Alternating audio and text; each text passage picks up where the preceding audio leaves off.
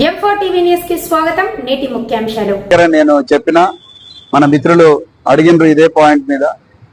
నేను ఒక బాధ్యతాయుతమైన పోలీస్ అధికారిగా, ఒక రిటైర్డ్ పోలీస్ అధికారిగా, మరి ముఖ్యంగా ఒక బాధ్యతాయుతమైన పౌరుడిగా ఫోన్ ట్యాపింగ్ వ్యవహారంలో నేను ఎలాంటి పబ్లిక్ స్టేట్మెంట్ చేయను. ఎందుకంటే ఇది ఫోన్ ట్యాపింగ్ అనేది దేశ భద్రతకు సంబంధించిన విషయం.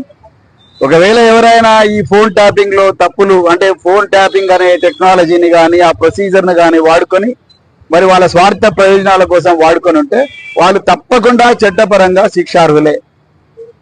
అంతే తప్ప నేను ఒక బాధ్యత గల ఒక సీనియర్ రిటైర్డ్ పోలీస్ అధికారిగా, అదే విధంగా ఒక బాధ్యతాయుతమైన రాజకీయ నాయకుడిగా నేను దేశ భద్రతకు సంబంధించిన ఈ వ్యవహారంలో ఎలాంటి కామెంట్ చేయాలని అనుకోవడం లేదు. ఒకవేళ ఎవరైనా తప్పు చేసి ఉంటే తప్పకుండా వాళ్ళను చట్ట ప్రకారంగా శిక్షించాలి, బరాబర్ శిక్షించాలి.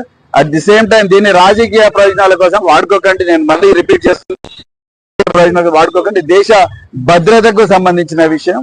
అందుకొరకు ఎలాంటి పరిస్థితుల్లో కూడా నేను దీని మీద ఎలాంటి పబ్లిక్ స్టేట్మెంట్ ఇవ్వను.